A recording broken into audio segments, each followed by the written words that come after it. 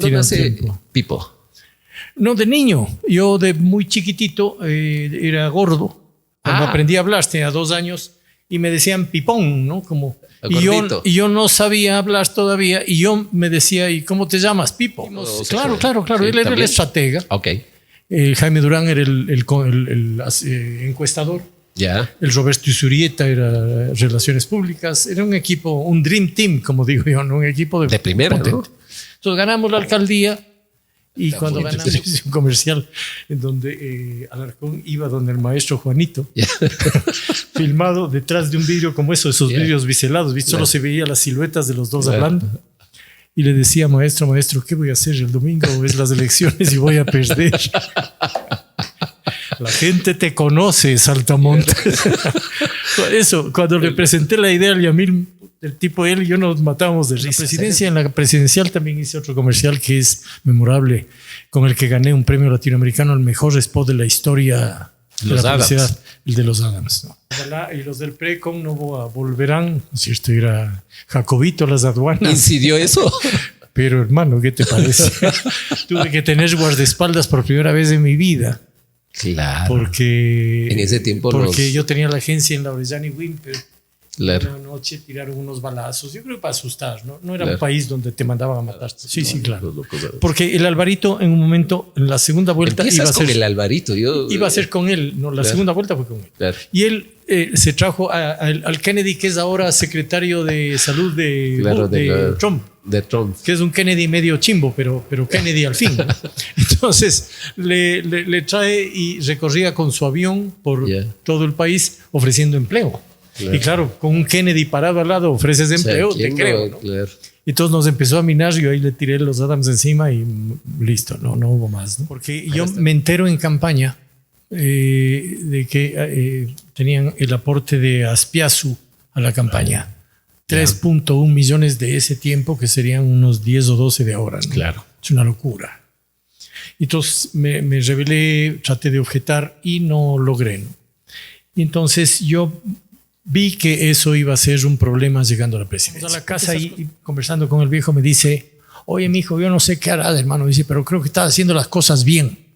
Porque verás, dice, yo mido la efectividad en yucasos, hermano. Antes, cuando me iba de aquí a la presidencia, más o menos entre 10 a 15 yucasos. Ahora 2 o 3, hermano. O sea, estás haciendo... Así que creo que estás haciendo bien. Bueno, ni qué encuestas, ni qué otro. Pero de chiste a chiste te decía las verdades. Él tenía su forma muy humana, muy tierna y muy simple. Claro. Era un tipo simple. Paco era un tipo, claro, como yo, fíjate, las anécdotas con él era divino, ¿no? Cuando empezamos a trabajar, un día vine a hacer una sesión de fotos del Negro Ledesma, que era mi fotógrafo de presidentes y tal. Y el tipo, claro, era... No, pues... Te digo, usted parece del Cenepa. Propaganda de Martinizing, hermano, suelte los hombros, pórtese como ser humano. Y el Paco ya dice, ¿no? Entonces él tenía eso porque es obvio, 40 años de ser militar y un general. Pero con el primo. Con el primo. Todo el mundo me decían, oye, es familiar de Guillermo Lazo, no, son primos. Gracias a Dios no, pero digo... ¿Cuál es la diferencia? Eso vale la pena para que... Bueno, la diferencia es una S, ¿no? Le pusieron una de más, ¿no? Sí, porque en una yo te puse Leonardo Lazo y te puse con doble S. Lazos que ponen doble para hacer un poco más sexy el apellido, supondría, pero no trabajo con gente... poco clara, ¿no? Porque es un espacio en donde no puedes trabajar. Por un tema sencillo, cuando hay corrupción institucionalizada que se mueve desde el poder, como lo que fue con el correísmo, como ha pasado en varios casos, la gestión no importa sino cuánto hay. Y entonces terminas haciendo una mala gestión porque estás buscando el billete. Entonces, todos los consultores escriben libros, ¿no? A veces unos escriben cosas razonablemente buenas y otros escriben pendejadas, ¿no? La mayor parte escribe pendejadas. Creo que el mundo de los consultores políticos sirven para muy poco porque discuten y dan clases y cursos y todo de cómo ganar campañas, pero no de gobernar. Claro. O sea, hay muy poco de gobernar en ese mundo. Sí hay cursos de gobernanza en las universidades y muchas cosas. Pero digo, entonces, los consultores es como que te enseñan a ti cómo clasificarte a las Libertadores, pero no te enseñan a jugar para ganar el verdadero campeonato, que es el de gobernar. O sea, gana y verás cómo gobiernas. Y ahí vemos. Y ahí vemos qué haces. Hemos creado más de 1500 Frankenstein. O sea, él mismo, que dirige una ONG de formación política, se declaraba autor de haber hecho Frankenstein, les llamaba a los consultores políticos. O sea, ¿por qué digo esto? Porque muchas veces los consultores cuidan la imagen del presidente o gobernante o ministro a cualquier costo, a costo de la gente también. O sea, no les preocupa el que las cosas se hagan bien, sino que tu imagen esté bien. Mi amigo Ralph Murphy me decía, el primer año no asesore nunca, porque está en luna de miel y nadie hace caso. A mí me duele ver cuando la gente grande dice que los jóvenes son unos banales y unos tarados y que no les importa. No, lo que pasa es que les duele tanto ver la mierda que es la política que prefieren distanciarse y estar tiktokeando cualquier cosa. Entonces yo estoy convencido de que con esa misma gente humilde, sencilla, además porque es una nueva generación mucho mejor formada que nosotros. Son unos gatos, manejan inteligencia artificial, cualquier cosa, ¿no es cierto? Ya no necesitas sino tener un celularito de 150 mangos y estás hecho. Entonces creo que hay un potencial salvaje en el Ecuador ahí y que el problema del Ecuador son las élites. Sin filtros con Marco, el podcast. Bienvenidos a un nuevo programa de Sin Filtros con Marco. Por favor, suscríbanse a nuestras redes sociales, en especial a YouTube, @Sin Filtros con Marco. Quiero agradecer también, como siempre, a Leo Clan, que nos permite, pues, en un ámbito de producción, a quienes nos retransmiten en señal abierta, TV Puruá, Canal 38, también a la red de radios comunitarias que también, por supuesto, retransmiten, y por último, a Taquic TV y a Paquito TV. En ese contexto, quiero hoy dar la bienvenida a un gran estratega político, a un gran amigo también, que tengo que decirlo desde mucho tiempo atrás, pero sobre todo alguien que ha incidido de manera directa e indirecta en la historia del Ecuador, tengo que decirlo, y lo van a conocer. Pues básicamente lo tengo hoy a un gran amigo, como dije, Leonardo Lasso. Y a veces yo no me acuerdo del nombre de Leonardo Lasso y siempre que lo llamo por confianza, como para esta entrevista, y a lo mejor todo el mundo te conoce más en ese ámbito como Pipo Lasso. Así es que bienvenido a mi programa, mi estimado Pipo Lasso. Gracias, Marco. Encantado realmente de compartir contigo. No nos vemos con la frecuencia que deberíamos, pero siempre son encuentros muy agradables porque yo siempre he visto en ti una mente abierta, ¿no? Y una mente de país que supera cualquier diferencia, que además es muy sana siempre y que busca construir, ¿no? Así que gran gusto de compartir esta tarde contigo. Bueno, tengo tu hoja de vida es muy grande, pero quiero empezar por la persona. ¿Quién es Pipo Lasso? ¿Dónde nació? ¿Dónde eres? ¿Quiteño, ambateño? Cara de costeño no te veo, por no decir mono, ¿no? Tranquilo que también me ven en la costa, pero ¿dónde naciste? Soy recontra quiteño, pues hermano. Yo nací en la Clínica Pasteur, que es ahora el Centro Cultural Mama Cuchara en la Loma Grande, que era la primera clínica privada que había. Y viví mi niñez en el Centro Histórico, en la Ambato y García Moreno. Y al frente de nuestra casa vivía mi abuela, Mercedes Barba, y la casa de ella daba al Parecillo, de modo que cultivábamos choclos en el jardín de la abuela, que era el Parecillo. Entonces, dicen que eran mejores tiempos que hoy, ¿crees? Yo siempre soy reacio a pensar en cuándo fue mejor. Yo creo que cada tiempo tiene sus buenas cosas, ¿no? Ahora son tiempos agitados, difíciles, polarizados, pero también con unas herramientas y unas posibilidades de aprender y de vivir que en nuestro tiempo... Otros tiempos. Claro. Otros tiempos. Ya vamos a conversar en qué estoy trabajando y ya te contaré, porque yo estoy fascinado con la inteligencia artificial y las redes y todo eso, ¿no? Ya vamos a llegar a eso. Entonces me parece que cada tiempo tiene su encanto si uno sabe adaptarse y seguir caminando, ¿no? ¿De niño eras obediente, contestatario, aplicado? ¿Cómo eras de tu niñez? De niño era un nerd total, ¿no? Era el mejor alumno de la clase desde primer grado hasta sexto curso de colegio, que me gradué de físico matemático en el San Gabriel. Ah, caramba. Había que graduarse. Cosa seria. ¿No? Había que graduarse. Y en físico matemático en San Gabriel quemabas pestañas. Entonces, sí, muy aplicado, muy estudioso, hasta los 16 años que a mi papá se le ocurrió comprar. Mi papá era músico, tocaba piano y tal. Se le ocurrió comprar un órgano electrónico de este doble teclado. Ay, se jodió la situación. Porque yo llegaba, tiraba los libros y me sentaba a tocar y me dediqué a la música poco tiempo después, ¿no? Ah, esa parte no sabía. Sí. Estuviste en la adolescencia dedicado a la música. Mi primer trabajo fue de músico, ¿no? ¿Ya? Porque ¿Qué instrumento tocabas? Aprendí órgano, ¿no? Básicamente, que era... ¿Y qué ritmo? Que era de moda en ese tiempo, de todo. Rock, baladas. Bueno, luego básicamente rock melódico y ese tipo de música, pero yo empecé a tocar... ¿Y algún artista que te inspiró o algún tipo de música cuando eras juventud? Todo el rock me gustaba, ¿no? El rock lento, ¿no? El rock heavy no mucho. Los Beatles, Elton John, muchísimo. Yeah. Y luego he seguido en esa línea toda la vida, ¿no? Los italianos me gustan mucho. Recuerdo que vi unos pósters. Imagínate que yo empecé a tocar, aprendí a tocar y en mi barrio vivía Polo Barriga, que era un comunicador que fue productor de TV y tal. Y un día viene a la casa y le dice a mi papá que iban a iniciar un programa de televisión y me quería invitar que vaya con el órgano a tocar. Dirigí el programa el Freddy Ehlers, el programa que se llamó Gente Joven, cuando abrió Ecuavisa en Quito, 1970. Antes de su famoso programa que tenía... Mucho antes, sí. Y yo fui a tocar, les gustó el tema y me invitaron a que me quede. Era un programa de aficionados y yo probaba los cantantes que llegaban cada semana. Y me convertí en director musical del programa cuando estaba en vacaciones de quinto a sexto curso.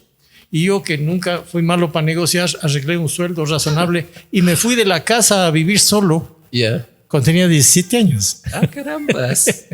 O sea, tú tenías una mentalidad norteamericana, europea, sí, ya, o sea, yo era alma libre, antes de los 18 años. Alma libre y además en esos tiempos de... Pero en esos tiempos era difícil. Un poco de drogas y compañía también ayudaba a esa liberalidad, ¿no? O sea, tú estuviste bien metido en todo el proceso... En el proceso. Y un poco igual que vos, yo nunca tenías pelo largo. Nunca me comí el cuento zurdo, que también estaba de moda en ese tiempo, entre chinos y cabezones. Pero tenías pelo largo. Claro, te muestro unas fotos que tengo todavía. Churros también. No, era un pelo así abundante y tal, que me gustaba mucho. Gustaría ver esas fotos. Sí, ahora te muestro una chévere. Cuando viví en Argentina. ¿Cuándo nace Pipo? No, de niño. Yo de muy chiquitito era gordo. Cuando aprendí a hablar, tenía 2 años. Y me decían pipón, ¿no? Como, y yo no sabía hablar todavía y yo me decía, ¿y cómo te llamas? Pipo. Tratando de decir pipón, yo no decía bien. Y ya me dejaron de Pipo a los 2 años de edad. Los 2 años. Tanto que lo que tú decías, mira, a mí hasta me pasó algunas veces que hasta me giraban cheques o me emitían documentos y el señor Pipolazo, no, porque no saben el nombre. Y en el banco te lo cambiaban porque ya te conocían que era Pipolazo. No te imaginas el drama que era. La complicación, claro. Pero... El apodo tiene ventajas y desventajas, ¿no? La desventaja siempre, y me costó mucho asumirlo, recién de viejo me he acostumbrado, porque el apodo te minimiza, ¿no? Te quita como personalidad, es como eres el perro, el ganso, el sapo, el que sea, y entonces es medio peyorativo. Entonces acostumbraste, pero al mismo tiempo, en cambio, en el caso mío, tiene una recordación bestial y una generación de confianza inmediata, ¿no? Por eso digo, no sé cuántos te conocen como Leonardo. Muy poca gente. Sí, muy poca gente recuerda mi nombre. Sí. En cambio, Pipo sí. Ahora, ¿de dónde nace? ¿En qué te graduaste? Luego del San Gabriel, supongo que fuiste a ciencias puras, matemáticas. Un buen amigo mío, un consultor político boliviano, Ricardo Paz, dice, vos sos renacentista, porque yo estudié 1 año de ingeniería civil, luego me pasé y estudié 1 año de psicología, 1 año de antropología, 2 años de economía y 2 años de música. No te encontrabas. Entonces era como el renacimiento, viste, que estudiaba un poco. Pero no te encontrabas, que pasaste de facultad en facultad. Además, yo medio... Que nadie se ofenda a los profesionales, pero yo creo que cada profesión es de alguna manera una camisa de fuerza ante la vida. Los arquitectos ven todo desde el espacio, los ingenieros son una ecuación ambulante. Sociología también. Claro, o sea, ¿y qué tiene que ver con la ingeniería? Bueno, estudié psicología y antropología. ¿Y qué tiene que ver con la ingeniería? No, bueno, yo siempre era un buscador, ¿no? En realidad lo que buscaba era qué carajo hay que hacer en la vida, ¿no? ¿Cómo debo vivir la vida? ¿Y la política de dónde te...? ¿Y a la final te graduaste? No. Nunca tuve. Soy, como digo yo, un modesto bachiller de los jesuitas y no más.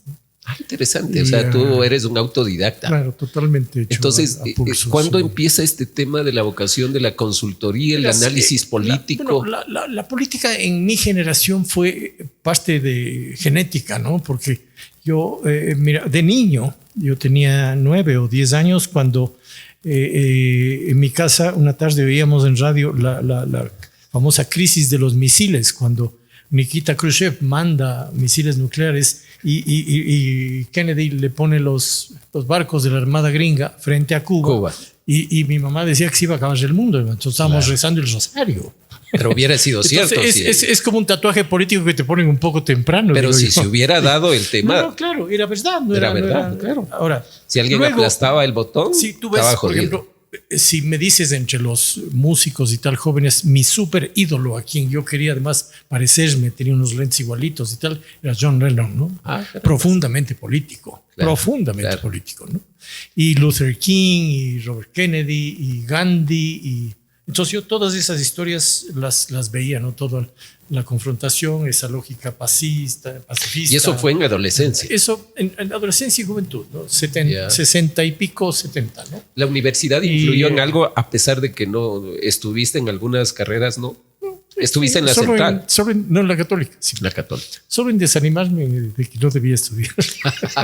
Lo único que me quedó claro. Porque los jóvenes, tranquilos, analícenlo, ¿no? Y ya vamos a hablar con el tema de inteligencia artificial. Yo no estoy recomendando que hagan lo mismo. Aparte, en mis tiempos eso era factible porque esto era una ciudad chiquita, al final nos conocemos y uno se abre campo. Claro. Ahora, si no tienes un cartón de algo, abrite campo, hermano. No va a salir de nada, ¿no? Ahora, entonces tú decides, ¿cuándo te nace esto de ser consultor político? Es una casualidad total, ¿no? Yo fui músico, me convertí en creativo publicitario. Ya. Y luego en el año 88 puse mi propia agencia de publicidad después de trabajar. ¿Qué implicaba creativo publicitario? Disculpa. Bueno, en los 70s nació la publicidad en el Ecuador con el boom petrolero. Ya. Ahí nacieron las primeras agencias. Norlop, Citra Publicidad, El Cabezón Vallejo con VIP. Y entonces yo era un creativo freelance porque varias de esas agencias eran pequeñas y no tenían una estructura para atender 6, 8, 10 clientes. Entonces me contrataban y decían, haces tú la creatividad, hazme el jingle, prodúceme el spot, el documental, y yo empecé a trabajar en eso. Trabajé varios años haciendo eso hasta que luego de trabajar un año con Pascal Miseret, que fue una experiencia bestial porque yo era esto que te cuento, ¿no? Hippie, hacía jeans, andaba con mi pelo largo. Y el tipo un día me llama para contratarme de director de cuentas. Y entonces yo de broma le digo, me voy a tener que prestarme para comprarme ternos. Yo no uso pendejada. ¿No? Entonces, y me prestó, me anticipó plata. me compró un par ¿Te acuerdas de tu primer cliente político? Verás, pongo la agencia en el 88, estoy trabajando, y en el 91 me llama una noche Eduardo Mawad, que había sido mi compañero de colegio, hermano menor de Yamil. Y me pide que le dé una pista de una música que yo había hecho, que era música ecuatoriana que había producido. Entonces le mandé y le regalé y tal. Al otro día me llama, ve, gracias, Yamil está muy... Le digo, ve, si puedo conversar con tu hermano. Él estaba ya iniciando campaña a la alcaldía. Esto era noviembre 91, con elecciones mayo 92. Y entonces Mawad fue tu primer cliente. Me dice él, mira, no, ya tiene equipo, no sé cuánto. Creo que le contó a Yamil y a las 2:30 de la tarde de ese mismo día me llamaron. Él estaba justo en el proceso de escoger la agencia. Y claro, todas las agencias van. Pero tú ya tenías una agencia. Claro, tenía una pequeña agencia de publicidad. ¿No? Pequeña, no manejaba 5 o 6 clientes importantes. Y claro, las dos agencias iban con sus ejecutivas, toda la parafernalia que tienen los publicistas, ¿no? Y yo voy solo, así. Y entonces converso con él. Con el terno prestado. Y me dice, con el terno que había financiado en Michelin. Y me dice, él había sido candidato a presidente en el 88. Y había hecho una campaña que se llamaba Yamiles del Camino. Que más parecía campaña de un movimiento evangélico que de presidente. Pucha, poco más, ¿no? Salía sentado abajo de un árbol con los jóvenes hablándoles ahí como Gandhi. Como Cristo más o menos, entonces, ¿no? Con sus 12 discípulos. Entonces me pregunta a mí, me dice, ¿has visto mi campaña? Le digo, claro, ¿y qué te parece? Le digo, desastre, hermano, perdóname. Entonces estaban como 15 gentes, ¿viste? En la política siempre hay un montón de enanos alrededor. Claro. Entonces el tipo dice, salga todo el mundo, porque claro, yo le hice quedar muy mal de entrada, ¿no? Y solo se queda Ralph Morfin, que era el consultor internacional que él se trajo, y no sé si alguien más, alguna otra persona. Y conversamos como hora y media, ¿no? Y como haces esto... Ralph estuvo asesorando a Yamil en y a ese la tiempo. hora y media le regresa a ver a Ralph y le dice, yo quiero que People maneje mi campaña. Y yo salgo ahí diciendo, puta, ¿qué pasó? Cambió la vida. Y entonces, claro, hicimos... Claro. Sí, él era el estratega. Ok. Jaime Durán era el encuestador. Ya. El Roberto Isurieta era Relaciones Públicas. Era un equipo, un dream team, como digo yo, ¿no? Un equipo de primera, ¿no? Entonces ganamos la alcaldía y cuando ganamos... ¿Y tú cuál fue tu rol en esa campaña? Ser publicista, ¿no? Ya. Yo hice toda todo la el tema producción, publicitario. Creatividad y la dirección. ¿Qué es lo más relevante ¿no? que te impactó ahí? Tu aporte, ¿qué puedes decir? Que, No, hay algunas anécdotas lindas, pero hay una que es... Yo ahora soy bastante más tranquilo, ¿no? Los años me han dado calma, pero yo era tremendamente exigente conmigo mismo y no me aceptaba perder nunca, ¿no? Entonces yo no dormía hasta encontrar qué carajo voy a hacer para asegurarme que gano esta campaña, porque si no voy a sufrir mucho. Y una noche me ocurrió un comercial que era del carajo, ¿no? A las 3 de la mañana, y yo me reía solo en la cama, ¿no? Era el Yamil corrió contra el Fabián Alarcón. Y el Fabián Alarcón era el sucesor del maestro Juanito, del famoso profesor Erdoiza. Y entonces, había en ese tiempo una serie de televisión que se llamaba Kung Fu, que era una serie china de un chico que aprendía con los monjes Shaolin, y entonces cometía errores, iba y le decía, maestro, ¿qué hago? Y el maestro le decía, te equivocas. Pequeño saltamontes. Pequeño saltamontes. Entonces hice un comercial en donde Alarcón iba donde el maestro Juanito, filmado detrás de un vidrio como esos vidrios biselados, ¿viste? Solo se veía las siluetas de los dos hablando. Y le decía, maestro, ¿qué voy a hacer el domingo? Es las elecciones y voy a perder. La gente te conoce, saltamontes. Eso, cuando le presenté la idea al Yamil, el tipo él y yo nos matábamos de risa. O sea, eres bien creativo. Soy creativo, es decir...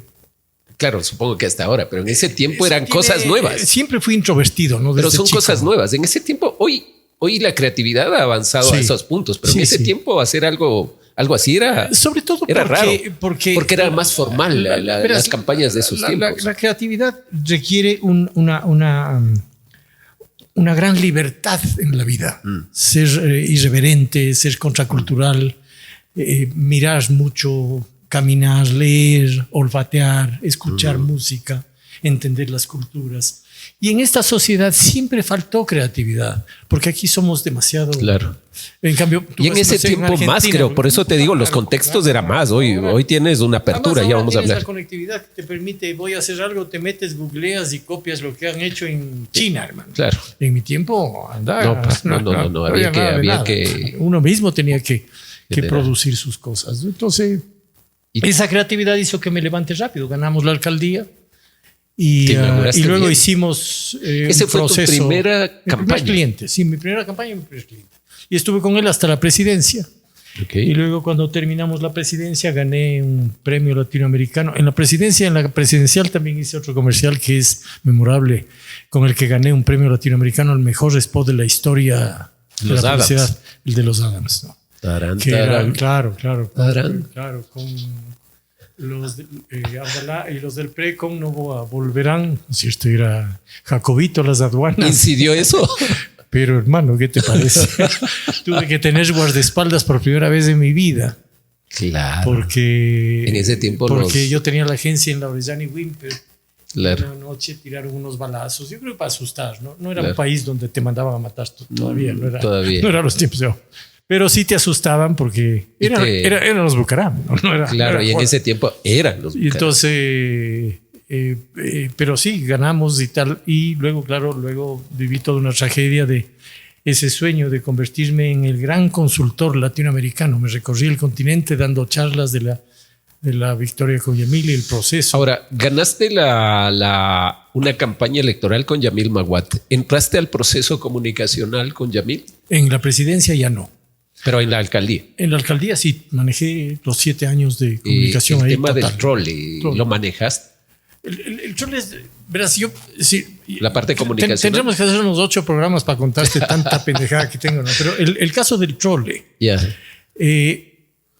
Para implementar el trole había que sacar un montón de buses de circulación. Claro. El trole iba a ocupar el espacio. Quito en ese tiempo tenía casi la misma cantidad de buses que ahora. Imagínate la estupidez, ¿no? Claro. Tanto que yo me acuerdo que me prefería irme al centro. Yo vivía en la Carvajal, cerca del Colegio Santorio. Y los Y sindicatos prefería de irme a choferes pata eran- porque si no, los buses eran una fila unos a otros, ¿no? Claro. Entonces se tomó la decisión, se sacó 1.100 buses en un día y los choferes hicieron un paro. Tomaron la Plaza Grande, tal, cruzaron los buses y era un viernes. Claro. Y claro, como se estila en nuestro medio, se estilaba, era pues, dijimos, no, a las 5 de la tarde los tipos prenden el bus y se van. Normal, ¿no? Claro. Se quedaron ahí y delante de la casa de los alcaldes, en una banca, estaban sentados 20, 30 tipos con palos de piedras. Y el Yamil y yo estábamos en mi casa porque me había llegado ese día un piano que me había comprado y estábamos tocando y cantando con Julio Bueno, la Rosángela Dugum y el Yamil. Cuando yo le fui a dejar, no pudo quedarse y regresamos y durmió en mi casa desde ese viernes hasta el martes que se solucionó el paro. Entonces el paro se dio en una casita que yo tenía en la granja. Ya. Y entonces imagínate una casa de 140 metros donde llegaba a haber 60 personas, el ministro de Defensa, el secretario de Administración. Entonces el Yamil, para tener alguna conversación, se metía a mi baño del dormitorio más privado, que era lo único privado que te quedaba, ¿no? Estaba todo lleno. Ya parecía el Palacio de Carondelet, tu casa. Y era, imagínate, claro, ganamos y estaba listo para la presidencia. Y luego hubo otro. ¿Cuál es el hito? El trole creo que fue algo muy interesante. Sí. ¿Cuál es otro hito que Yamil en la alcaldía de... Bueno, fue toda la gestión que culminó en la puesta del trole, que fue un tema monumental para una ciudad. Claro, que no creía que iba a ser posible. Y eso fue un tema nacional. Pero luego hubo otro tema que fue curioso. Fue el tema del derrame cerebral que le dio a él al año siguiente. Claro, Él ya reelegido alcalde, porque el trole se instaló en marzo 96, él es reelegido en mayo, agosto eran las elecciones, perdón, en ese tiempo, reelegido alcalde para el segundo periodo, al mismo tiempo que entra Bucaram de presidente, y todos entramos en una pugna jodida. Y unos meses después, marzo 97, le da un derrame cerebral cuando él asistía a una reunión del Banco Mundial en Barcelona. Claro. Entonces él estuvo en Barcelona como un mes y luego regresó a seguir su tratamiento. Le había afectado facialmente la movilidad. Claro. Y eso en un tipo muy atractivo, como era Yamil y que era vanidosón. Eso era un tema mayor, ¿no? Tuvo que aprender a hablar, tuvo un montón de cosas. Y estaba en la casa de los alcaldes todo ese tiempo. Claro. Y tenía un terapeuta iraní, me acuerdo. Tipo de estos que saben técnicas de acupunturas y todas esas cosas. Y en junio, julio de ese año se vencía, porque vos tienes un plazo, ¿no? del permiso, digamos, como alcalde. Creo que es 90 días, una cosa así. Y tenía un día ya que posesionarse de nuevo. Y cruzamos de la casa de los alcaldes al municipio. Para hacer presencia. Para ya presentarse a la alcaldía. Bueno, ese día en la Plaza Grande, yo no armé nada, ¿no? La gente a veces dice que yo fui el autor y que armé el marketing. La gente le lanzaba agua bendita, besaba estampitas, rezaba. Por la salud del alcalde. ¿Cómo es nuestra gente? La gente del pueblo es profundamente religiosa. Decían, Dios le salvó para que usted sea nuestro presidente. Hasta ahora se empezaba ya... No empezaba, ya era... Pero Yamil tenía ese objetivo. Es esas corrientes que vos ves que ya, una vez que se dan, ya no la paran. Pero Yamil tenía ese objetivo. Claro, toda la vida, ¿no? Y todo ese proceso de la socialdemocracia que básicamente se venían preparando. Se habla de Bolívar Castillo, o sea, toda una camada de líderes, ¿no? Por eso, y el objetivo era llegar a la presidencia. Cuando yo hago un recuento de mi carrera de consultor, es de más a la menos, democracia cristiana, perdón. Mi mejor cliente en la vida fue Yamil. Fueron 7 años donde había un partido, había una estructura, había un think tank, había pensamiento, se formaba cuadros. Fue todo un proceso. Yo trabajé con demócratas cristianos de Chile, demócratas cristianos de Uruguay. ¿Me entiendes? Había la Conrad Adenauer. Claro, había todo la democracia cristiana en todo un proceso en América Latina y en el Ecuador. Dos grandes partidos, ¿no? La socialdemocracia y la democracia cristiana, o sea, ID y DP, ¿no? Y entonces había un debate interesante, el consejo y todo era una dinámica política muy, muy linda, ¿no? Porque para mí fue un gran aprendizaje, ¿no? Yo he hecho a pulso, yo aprendí todo haciendo, ¿no? Y luego leyendo y tal, ¿no? No como Barba, que dice que tiene un montón de PhDs, doctor, Bueno, Jaime es muy erudito, sí. También, pero a ver, yendo entonces, tú ya te proyectas, participaste en la campaña de Yamil a la presidencia, de Yamil Maguad. Claro, esa es la etapa más jodida de mi vida, porque cuando entramos a la presidencial, yo manejaba, hice muy bien una primera parte, le produje una biografía en retrospectiva. Él contaba su vida en la primera vez que se hizo una cosa así, era una película, ¿no? Yeah. Duraba 12 minutos y yo la pauté casi como cadena nacional, o sea, en 3 canales a la misma hora pagando, ¿no? Uh-huh. Y nos fue tan bien con eso que Yamil estaba con 4 puntos de intención de voto y pasó a 36 en 15 días. Esa biografía tuvo tanto éxito que al día siguiente el José Hernández, que era en ese tiempo director del Comercio, me dedicó el editorial diciendo que llegó esta onda histriónica y el marketing y que las telenovelas y la vaina, con lo cual yo les llamé a agradecer porque la gente llamaba a los canales a pedir que repitan. Verás que ahí no había YouTube, ni había nada, o sea, o veías en los canales o no veías. Los famosos storytelling. Entonces ganamos bien y tal, y claro, luego vino la pesadilla en cambio del feriado Fue en esa bancario, campaña, ¿no? que pusiste el tema de los Adams. Sí, claro. Porque el Alvarito en un momento, en la segunda vuelta iba a ser con el Alvarito. Iba a ser con él, no, la segunda vuelta fue con él. Claro. Y él se trajo al Kennedy, que es ahora secretario de salud de Trump. De Trump. Que es un Kennedy medio chimbo, pero Kennedy al fin. Entonces le trae y recorría con su avión por todo el país ofreciendo empleo. Claro. Y claro, con un Kennedy parado al lado ofreces empleo, o sea, te creo, ¿no? Claro. Y entonces nos empezó a minar, yo ahí le tiré los Adams encima y listo, no hubo más, ¿no? Ahora está de cambiarle de papá al hijo. Hacer una versión en reggaetón. Por favor, esto nada de política, no estamos hablando de anécdotas, por favor. Bueno, entonces ganas esas elecciones y nuevamente la pregunta, ¿eres parte del equipo de comunicación del gobierno de Maguad? Hay unas tragedias porque yo me entero en campaña de que tenían el aporte de Aspiazu a la campaña. 3.1 millones de ese tiempo, que serían unos 10 o 12 de ahora, ¿no? Claro. Es una locura. Entonces me rebelé, traté de objetar y no logré, ¿no? Y entonces yo vi que eso iba a ser un problema llegando a la presidencia, porque esas cosas tarde o temprano saltan, ¿no? Claro. Y tanto que cuando ya además nada es gratis.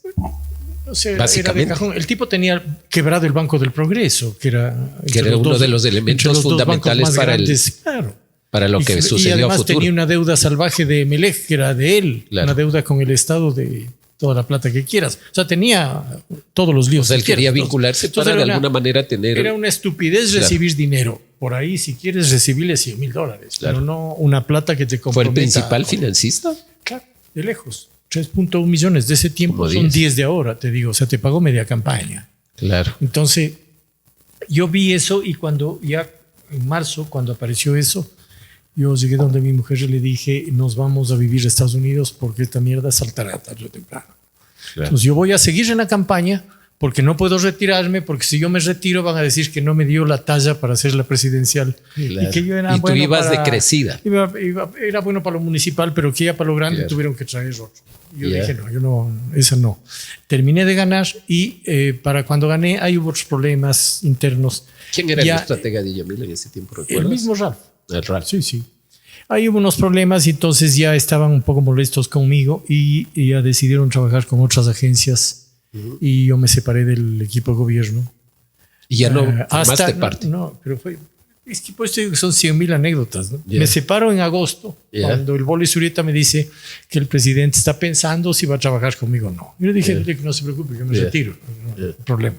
No tiene que escoger. Un mes después, solo un mes después, lanzaron lo que es ahora el bono de desarrollo humano, que yo le llamé bono solidario, y que ellos lo lanzaron como el bono de la pobreza. Y en ese era un bipágina el domingo en el Universo, el Comercio, el Hoy, que decía, venga, inscríbase en titular de este vuelo, que decía bono de la pobreza. Entonces le saltó Monseñor Luna para empezar a hablar, el obispo de Cuenca, Y dijo, yo no, porque en las iglesias y en los cuarteles era donde te ibas a inscribir, a registrar. Claro. Y la iglesia dijo, nosotros no vamos a hacerlo porque es una humillación. Claro, yo también protesté. Entonces, Dije que es lunes, institucionalizar la pobreza. Claro, yo vi ese domingo eso y dije, máximo el miércoles o jueves me llaman estos hijos de... Entonces, en efecto, el jueves a las 2 de la tarde me llamó la Lucía Aguirre, la secretaria de Yamil, y me dijo, el presidente quiere que vengas. Entonces fui a hablar y me dice, ¿viste? Y le digo, claro, usted pasa por trabajar en esas agencias de mierda. Claro. Y que le diste, ¿Me puedes ayudar? ¿pero entraste? ¿Me puedes ayudar? Le digo, claro. Y entonces preparé una campaña, le cambié el nombre de bono a la pobreza a bono solidario, y el martes siguiente lancé la campaña y se salvó el bono. ¿Y el presidente? Claro, pero por un tiempo. No pero ya quedó institucionalizado. Yo me acuerdo que ya me quedé con el bono de la pobreza. Claro. O sea, claro, ya nos diste. Yo estaba del otro lado, así es que yo dije, gracias por ayudarnos. O sea, era el bono de institucionalizar la pobreza. Era una estupidez, ¿no es cierto? ¿A quién se le ocurrió? Pues claro, luego hice esa campaña, hice un par de cosas más, pero luego estaba separado el gobierno. O sea, no te vinculaste al gobierno. No, porque además ya veía venir, ya en enero, en febrero del 99, ¿Cómo calificas ya empezó a sonar el problema, a subir el dólar, a tener todo este tema y se venía el feriado. Claro. ¿Y cuál miras el error? Yo creo que tú ya lo describes a partir de recibir recursos de por dónde iba la cosa. Ese fue el principal error de Maguad. Claro. Y no nace en la presidencia. Más que decirte, el principal fue el único error. Fue empujado por todo un consorcio alrededor que le minimizó un tema, como diciendo, en todas las campañas corre plata, no va a haber problema. Y entonces no se le dio la atención adecuada a un tema que era terriblemente grave, que era el tema de espiazo. Porque que tú recibas mucha plata de alguien, puedes cuestionar lo ético o no, pero que recibas plata de un tipo que tiene el banco quebrado entre los más grandes del país, con una deuda de creo que eran 3.000 millones de sucres en ese tiempo de Melec. Entonces no había presentación. Cae Maguad, viene Noboa.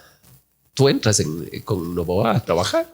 Ese es otro tema interesante. Al comienzo no, porque los maguadistas estábamos rechazados, como pasa en la política, ¿no? Este es de Maguad, entonces ni que se vaya. Este es todo lo Pero malo. un tiempo después, yo estaba ya viviendo en Miami y me llamó el Oscar Zuluaga, que le habían nombrado secretario de comunicación. Ya. Yo no lo conocía y me dijo que le habían recomendado mi nombre. Entonces hablamos y tal, y vine a trabajar y fui director de comunicación del Gustavo un año. El año 2002. ¿Qué tal la experiencia? Linda. El Gustavo era un gran tipo. Era otra. Es una anécdota divina con el Gustavo, ¿no? Yo entré en enero. Al menos en trabajamos. Cachos, o sea, genial. Gustavo era. Pero es que es chistoso. Como en junio, yo había trabajado desde enero, y como en junio me dice el Oscar, vea, el jefe quiere que vayamos a la casa, quiere invitarle a un trago. Él vivía en la Voz Mediano, subiendo a Ecoviza. No vivía en el Palacio. Y vamos a la casa y conversando con el viejo me dice, oye, mijo, yo no sé qué hará, hermano. Dice, pero creo que estás haciendo las cosas bien. Porque verás, dice, yo mido la efectividad en yucasos, hermano. Antes, cuando me iba de aquí a la presidencia, más o menos entre 10 a 15 yucasos. Ahora 2 o 3, hermano. O sea, estás haciendo... Así que creo que estás haciendo bien. Bueno, ni qué encuestas, ni qué otro. Pero de chiste a chiste te decía las verdades. Él tenía su forma muy humana, muy tierna y muy simple. Era un tipo simple. No era. Tenía una manera. Era y profundamente humano y ético, ¿no? Un gran tipo. Entonces fue un lindo trabajo ese. Yo aprendí mucho otra vez. Aparte le sacamos, logramos sostener la dolarización, levantar la obra pública, corregir los problemas del fenómeno del niño, tema vial y tal. Y concluir tranquilo el periodo. Claro, y terminar su periodo y entregar, que no era fácil, no era un Ecuador convulsionado y en una crisis profundísima. Es una linda experiencia. De ahí saltas al municipio, nuevamente. Mientras estaba en la presidencia, ya me llamaron del municipio porque venía la recuperación del centro histórico. Claro. Con Moncayo. Entonces, desde junio del 2002 empecé a trabajar con la empresa. ¿Qué tal trabajar con un ex militar? Muy chévere, era divertido también. ¿No? También. Claro, a pesar de todo. Es que, verás. Lo voy a tener aquí Sin Filtros, te digo. Son diferencias de estilos, Paco, pero. A Paco Moncayo. Paco era un tipo, claro, como. Yo, fíjate, las anécdotas con él era divino, ¿no? Cuando empezamos a trabajar, un día vine a hacer una sesión de fotos del Negro Ledesma, que era mi fotógrafo de presidentes y tal. Y el tipo, claro, era. No, pues. Te digo, Usted parece Héroe del Cenepa. propaganda de Martinez, hermano, suelte los hombros, pórtese como ser humano. Y el Paco ya dice, ¿no? Entonces él tenía eso porque es obvio, 40 años de ser militar, era un general, ¿no? Pero un tipo profundamente disciplinado, trabajador como yo no conocí nadie. Claro. Yo le cuestionaba, porque me acuerdo un día recorría, los sábados trabajaba desde las 6 de la mañana recorriendo mingas, obras, alcantarillados, barrios marginales y la cosa, ¿no? Y ese día recorría, íbamos en el recorrido y el tipo tenía la maleta en el carro porque se iba a China a las 5 de la tarde. Claro. Entonces terminó ahí, comió alguna vaina con nosotros y al aeropuerto. Yo ese sábado no recorro nada, hermano. Estoy en mi casa, claro, comiendo con mi mujer antes de irme al aeropuerto. Yo luego de asambleísta, te comento, le hice un chiste de ir a la Amazonía. Bueno, él como militar se había ido, pero íbamos a una comunidad donde no había colchón. Dormimos con él y la sencillez que él tuvo de dormir en el piso. Sí, sí. O sea, durmió en las tablas. Yo le veía a todo un general durmiendo en el piso. Terreno, o sea, un tipo que yo respeto y admiro el tema, ¿no? Así es que, pero fue grato trabajar con él. Muy lindo. Y un además, un tipo muy super claro, ¿no? Con la gente. Él tenía siempre esta forma de cabildos abiertos donde la gente iba y pedía las obras y tal. Porque y él era clarísimo lo que se puede, lo que no se puede, las prioridades y chao. No había... ¿Y cuál fue? Trabajaste en el tema más sensible, que es el comercio informal en el centro histórico de Quito, todo lo que era el tejar. Es la otra la reubicación. Recontra maravillosa de mi vida, ¿no? Yo había que buscar cómo carajo haces para que los 7.500 vendedores acepten entrar a los centros comerciales, claro, y salgan de la calle. Entonces mi reflexión fue algo que ustedes lo van a entender perfectamente bien porque además vienen de un mundo cristiano. Yo le dije a Moncayo, la gente humilde es profundamente religiosa y va a entender con facilidad el valor que tiene esta riqueza en términos de turismo y de identidad. Entonces me inventé para eso una escenificación de la leyenda de Cantuña hecha en una mezcla de Broadway con Cirque du Soleil en la Plaza de San Francisco. Yeah. Me traje unos acróbatas de Venezuela, entre esos un Cantuña, unas diablas sensuales y toda la joda. Compusimos la música con Ricardo Perotti y era una hora de duración que terminaba con primero una batalla de los ángeles y los demonios en la fachada de la iglesia y mientras tanto Cantuña escalaba sin arneses ni nada. O sea, si al tipo le pasaba, estaba hecho, hasta ahí llegaba mi carrera. Por supuesto que sí, imagínense un general que no había permitido una muerte en una guerra y estar en esto. El tipo escala y terminaba en la terraza esa que hay entre las dos campanarios. Campanarios. ¿No? Y ahí rompía la famosa piedra, que habíamos hecho una piedra dorada y tal, y despegaba un show pirotécnico desde el patio de la iglesia. Entonces era un espectáculo monumental. Claro. Y una de las dirigentes que estaba con nosotros en una tarima, con el alcalde, conmigo y con otra gente, Romelia Ortega, si no me traiciona la memoria, se puso a llorar, le abrazó al alcalde y le dijo, señor alcalde, esto es muy lindo, nosotros nos vamos. Chao. Y entonces ahí no hubo que dar un toletazo a nadie. Nosotros llevábamos mariachi. Ese es uno de los éxitos de... Llevábamos mariachi y sándwiches en la noche y la misma gente limaba los palitos, la cosa, desarmaba su covacha y entraba. Claro. Y el otro lado interesante de eso fue que... Claro, pero eso acompañó, como tú dices, con un diálogo horizontal. Creo que tuvieron muchos diálogos, ¿no? Pues ese trabajo que hizo el equipo de campo. Claro.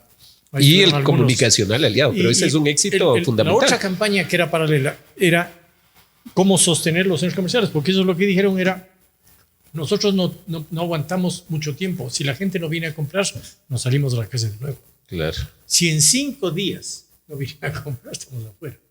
Entonces yo inventé otra campaña que no tiene ningún misterio, pero era muy linda, que se llamaba los BBB.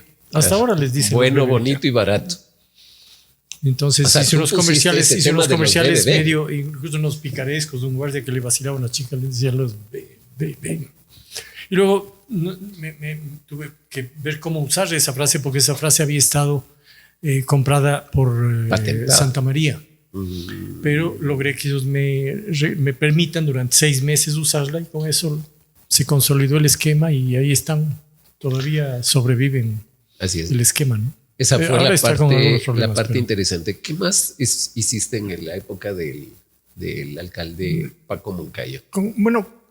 Ese tema de la recuperación del centro fue interesante porque yo creo que no se ha vuelto a dar y creo que Quito ha involucionado en un tema de orgullo y pertenencia.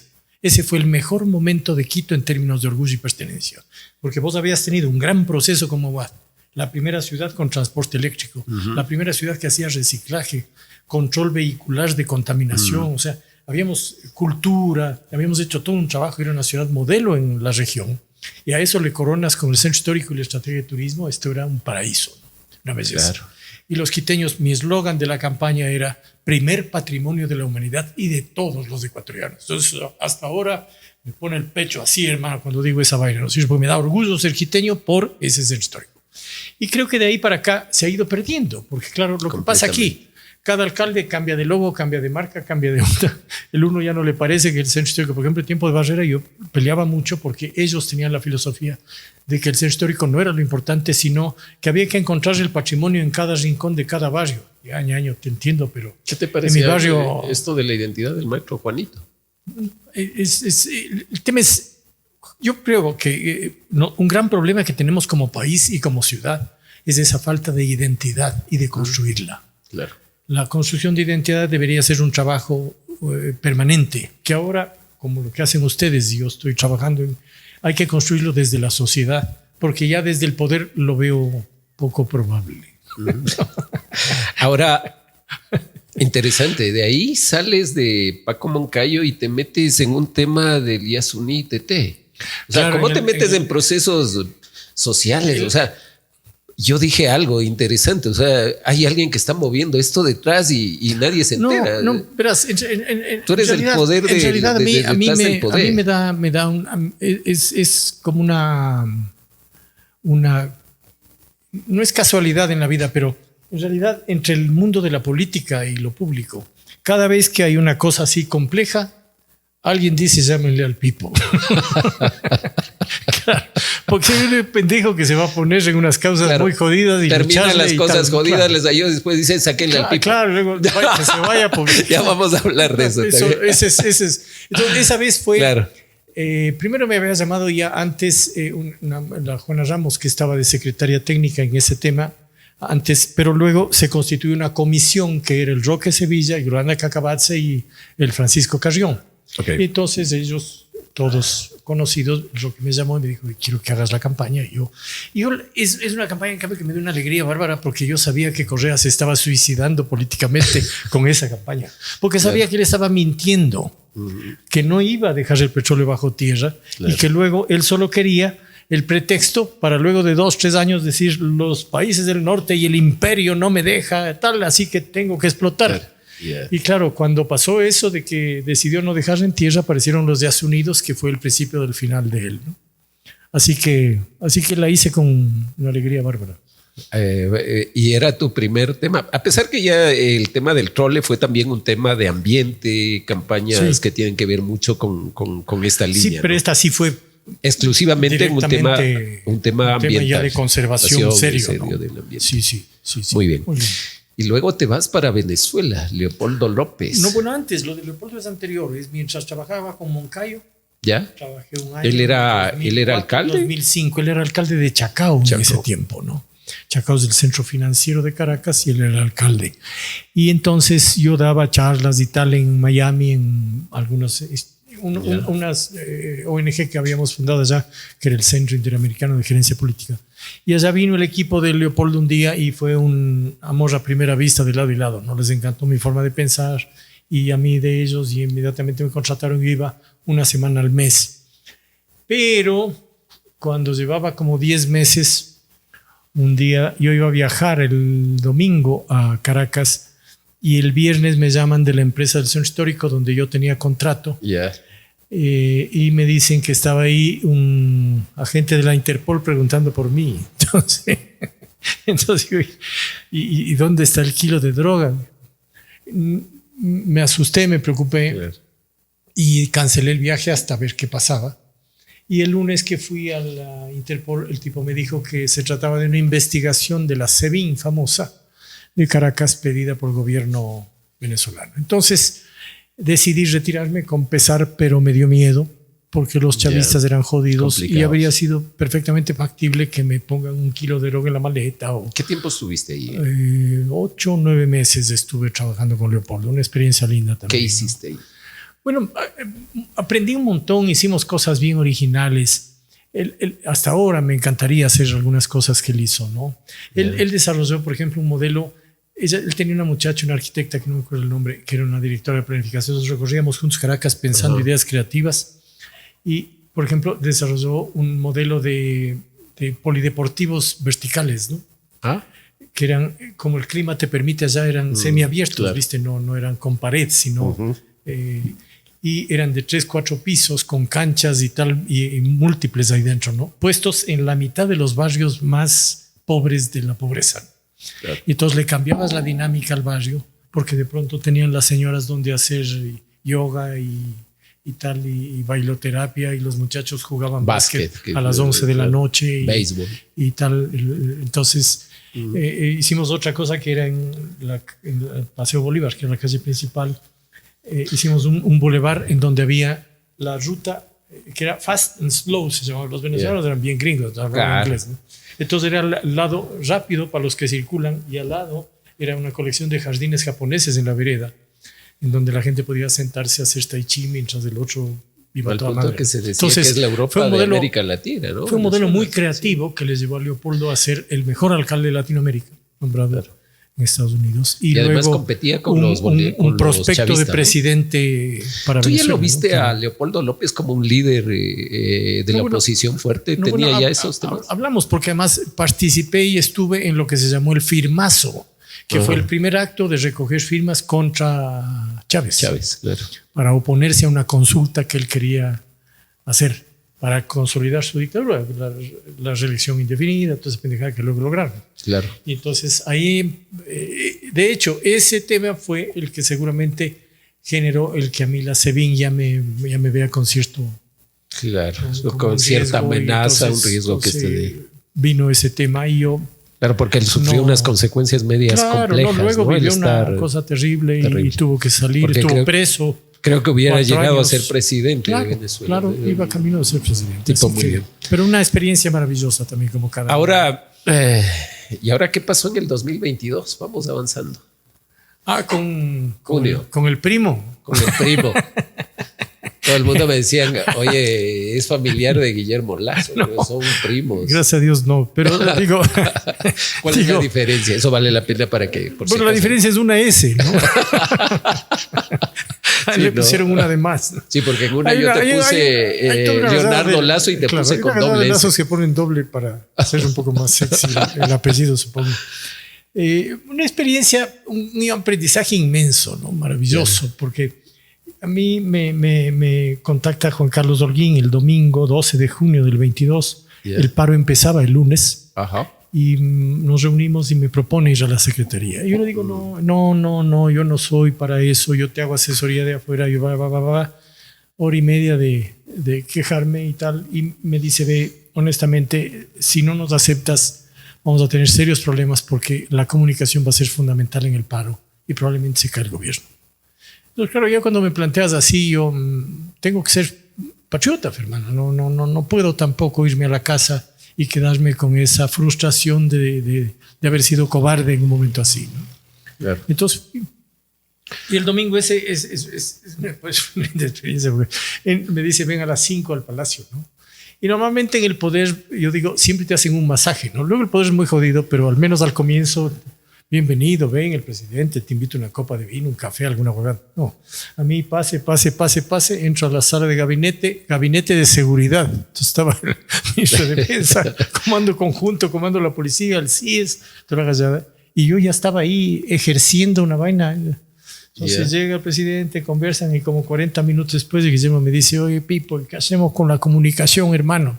Digo, hermano, déjame pensar un poco, porque no sé ni qué hago aquí, hermano. O sea, fue una experiencia muy jodida, pero bueno, logramos parar el paro. Yo casi viví dentro del palacio muchas veces, a momentos, situaciones sumamente tensas, duras. Pero bueno, se sorteó el tema y al menos por un tiempo sobrevivió la democracia, ¿no? Ahora, cogiendo estos temas tanto de candidaturas como también de asesorías a presidentes, alcaldes, ¿recuerdas a alguien que era desobediente? Que tú decías esto no hay que hacer y hacían lo contrario de lo que tú decías. Guillermo. ¿El único? Bueno, con varios hemos tenido divergencias, ¿no? Cosas que yo he sugerido y no se hacen. Pero la más difícil. El otro, bien díscolo indisciplinado, era el Mauricio Rodas, ¿no? Con Mauricio Rodas también estuviste. Estuve un poco menos de un año. En el 2015, cuando venía el Papa, estuve trabajando como de abril a septiembre, octubre. Ya. Y claro, él también era indisciplinado, ¿no? A veces asumía las cosas, a veces no oía muchas fuentes, digamos, ¿no? Entonces no había una línea estratégica. Una falta de clárica. definición, claro. Y entonces ahí me pasó algunas veces con el Augusto Barrera también, porque en cambio en el caso del Augusto él tenía la presión de al frente, ¿no? De Correa y compañía, que le marcaban otras líneas y él se dejaba a veces llevar por esa línea. Me pasó eso con él cuando la marcha de los médicos ecuatorianos para protestar contra los médicos cubanos. Claro. Yo le advertí, le dije, tú tienes que pronunciarte, pero ¿cómo hago? El gobierno, Correa, tal, y un consultor, le dijeron, estoy mamado, son 4 pendejos y que el Pipo Lazo, ¿qué va a saber esta vaina y tal? Claro. Entonces había divergencias de ese tipo, pero con Augusto en medio de todo bien, respetuosa, hasta cuando pude estar. Estuviste también con Augusto. Me retiré antes de la reelección cuando ya vi todo el manejo de ellos, claro, que no compartía y unas cosas, ¿no? Claro, porque lo de Mauricio Rodas fue un tema. Yo lo anticipé al Augusto en noviembre del, claro, no me acuerdo qué año era eso, 2015, 16, creo, no me acuerdo. Y las votaciones eran en mayo y yo le advertí que él perdería cuando estaba 23 puntos adelante de Rodas, ¿no? Porque ya venía todo el tema ese, Yas Unidos, médicos, descontento, el correísmo, la cosa. Pero el correísmo tenía todavía fuerza en ese tiempo. Sí, pero... ¿A qué atribuyes, por ejemplo, víspera que tú estabas en eso para un poco topar ya un ámbito de tu especialización? ¿Cómo viste cuál fue el error de Barrera, por ejemplo, para perder? Porque Correa tenía entre el 60 y el 70% en Quito en ese El error de Barrera, y es algo que ahora en la historia es bueno que la gente que va a correr a la alcaldía lo tenga en cuenta. Tú no puedes ser un alcalde subordinado al presidente. Está bien que coordines, que hagas, que sobre todo de Quito. De Quito me refiero. Claro. Sobre todo. Porque en otro lado les gusta que sean subordinados y que vayan. Lado tiene menos incidencia porque no hay el problema político. En Quito es la capital política y estás al frente. O sea, desde una ventana, desde el otro. Te da ganas de cruzar la calle. Entonces, y los quiteños no les gusta que le dé órdenes desde el frente. Y además no puedes porque llega un problema. Como esto que te digo, los médicos. ¿Vos a quién defiendes? ¿A los médicos ecuatorianos o le das la razón al presidente que dice que va a traer médicos de Cuba? Vos, el presidente termina engañando al pueblo y diciendo que va nomás a sacar el petróleo y aparecen unos muchachos y todas las ONGs ecológicas del mundo ambiental, que ya era fuerte, a rebelarse contra el presidente. ¿De qué lado te pones? ¿Del lado de la gente y los jóvenes de tu ciudad o de darle la razón al presidente que esté equivocado? Entonces, eso es un tema complejo y eso fue el problema de Augusto, que no era fácil, debo reconocer, porque correr un tipo arrollador y donde Augusto complicado. Se le plantaba, habría también tenido un problema complejo. Yo creo que él pudo haber sido presidente y tomarse el movimiento si jugaba bien. Si lo jugaba bien. Claro. Porque... y ahí tú vaticitabas que iba a perder con Rodas o con cualquiera. Con Rodas, porque ya estaba Rodas en el escenario y además a mí me pareció que la gente, los correístas le subestimaban a Rodas. Rodas es un tipo muy hábil, muy buen comunicador, muy agradable, muy empático. Carismático. Y además en ese momento, cuando la ciudad sobre todo buscaba una opción alternativa al socialismo y volver sobre estos alcaldes liberales y tal, que era el histórico de Quito y esto, apareció él y había una corriente muy favorable. Entonces no era difícil pensar en esa posibilidad, ¿no? En tu experiencia hasta ahora, con los que has trabajado, con tus clientes, ¿tenías cuidado en que no tenga cola judicial, algún problema o cualquiera que te podía contratar? ¿O tú mirabas a quién puedes apoyar? Sí, yo, claro, no trabajo con los... O sea, algo de corrupción en la política siempre, cosas donde yo no soy la fiscalía, pero no trabajo con gente... poco clara, ¿no? Porque es un espacio en donde no puedes trabajar. Por un tema sencillo, cuando hay corrupción institucionalizada que se mueve desde el poder, como lo que fue con el correísmo, como ha pasado en varios casos, la gestión no importa, sino cuánto hay. Y entonces terminas haciendo una mala gestión porque estás buscando el billete. Y entonces ahí yo no tengo nada que hacer, porque yo en cambio busco que las cosas se hagan bien. Yo creo que la política es el arte de transformarle la vida a la gente. La ecuación. Y si no sirve para eso, me parece que no. La ecuación está menos perfecta. La corrupción, si no me gusta para nada, ¿no? Ahora, nuestra audiencia es indígena, es jóvenes urbanos, de todo, una perspectiva intercultural. ¿Cómo comunicas sin folclorizar ni sermonear, diría yo? No, un ejemplo concreto. Por ejemplo, tú has estado en la perspectiva de Lazo, en una cuestión de movilización. ¿Cómo comunicas? A ese público, dices tú. Al público ecuatoriano, porque, con Lazo me la pones difícil, porque vos depende del sujeto que tengas para comunicar. Si yo tengo que hacerlo, yo me comunicaría así como estoy conversando contigo, haría un streaming con el lenguaje informal, hasta medio mal hablado como soy. Y cuando ya tuviera que producir piezas, de hecho lo hago continuamente, para jóvenes urbanos marginales o rurales, haría cosas en rap, cosas en sus propios lenguajes. Y luego, yo creo que el Ecuador pierde un montón por no usar la interculturalidad como activo, ¿no? O sea, y los saberes ancestrales, los saberes indígenas y toda la riqueza que tienes entre la forma de entender la vida, la economía, esa onda solidaria, colaborativa, todo un montón de características que tienes.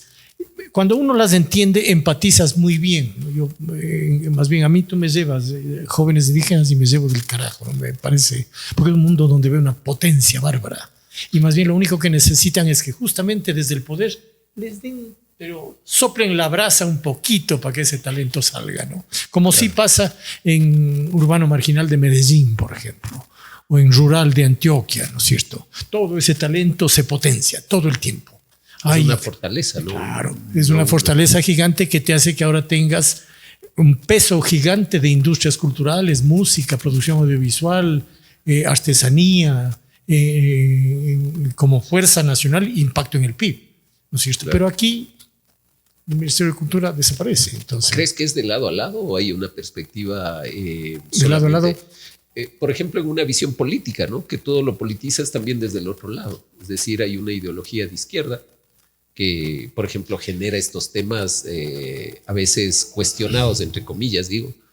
Pero la gestión, si tú te das cuenta, desde que tú estás como consultor, siempre el movimiento indígena ha estado en una perspectiva de lucha y confrontación con los gobiernos, sea cual que haya sido. Sí. Sí, el problema que tienes es que hay una lucha solo entre poderes, digamos, ¿no? Es el poder formal, los poderes indígenas, los liderazgos peleándose políticamente. Y abajo está la gente que no recibe nada o nada cambia. Entonces harían mucho mejor, sí, enfrentando al poder, buscando recursos, buscando mejores políticas, pero también movilizando a la gente para que use ese talento y lo ponga al servicio de sus propias comunidades, y de ese modo se van a levantar, ¿no? Sí, yo creo que hay como hacer mucho más desde la misma sociedad sin necesidad de apelar tanto al poder, ¿no? Creo que hay que movilizar la sociedad. En el fondo, qué interesante. ¿No? Bueno, tú escribes un libro, sí, de todas tus experiencias. Y yo le llamo el método Lazo que tú estás planteando. Claro, cuéntanos de ese libro. Otra aventura, ¿no? Claro, yo venía ya desde hace rato. Todos los consultores escriben libros, ¿no? A veces claro. Unos escriben cosas razonablemente buenas y otros escriben pendejadas, ¿no? La mayor parte escribe pendejadas. Entonces, yo sí quiero escribir porque había cosas como esto, claro. ¿no? Mis anécdotas, las cosas, lo que había hecho. Pero no le encontraba la vuelta, entre otras cosas, porque soy muy indisciplinado.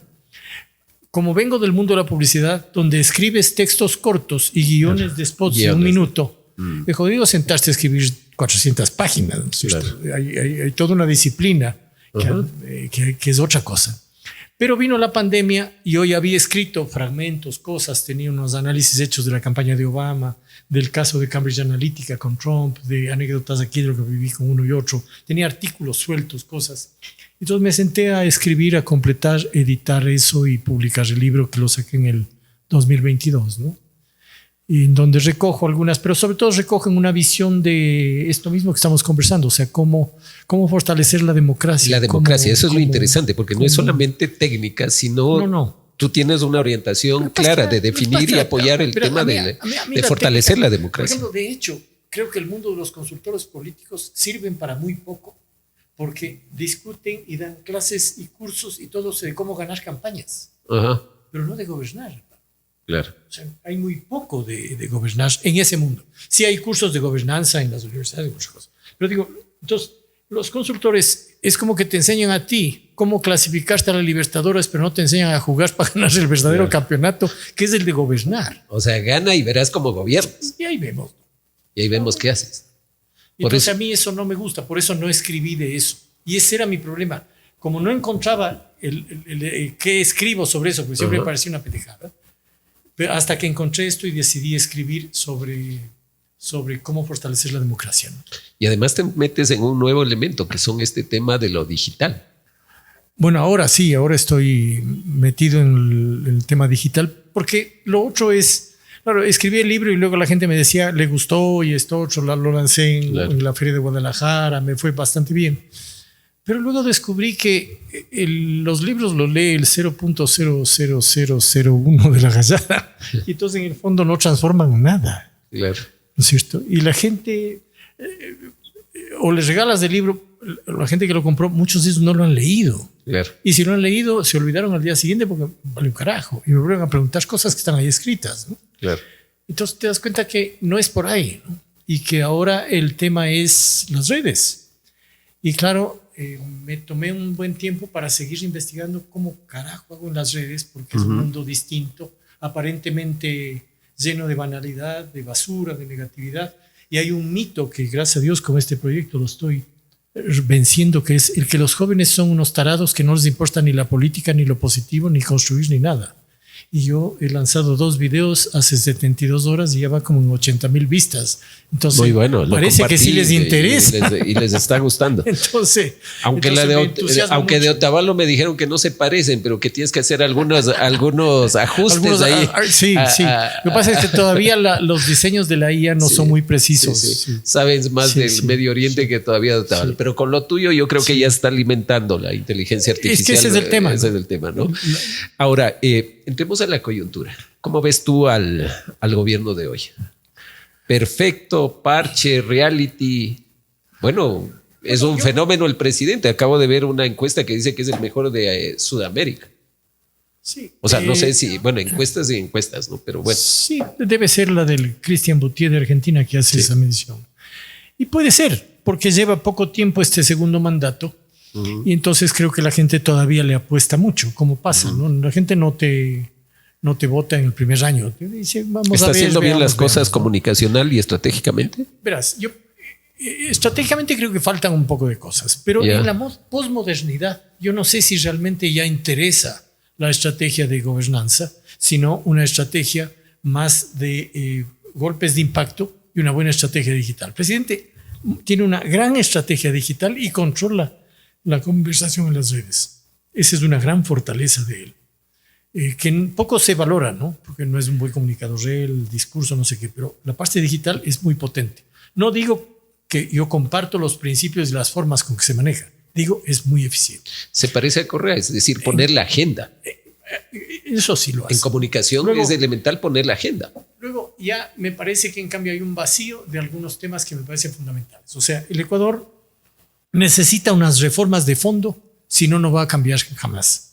Hay que acabar con el Consejo de Participación o por lo menos quitarle esas competencias de elegir por sí y ante sí todos los poderes del Estado, que es lo que termina pasando. Ya envió una consulta. Y luego lo otro es, hay que hacer reformas normativas a la justicia, porque si no tienes la puerta giratoria, puedes sacarte la madre metiendo presos a los delincuentes y a la semana salen. Y sin justicia no hay democracia. El primer valor que tienes que tener para tener una nación, una república, es la justicia.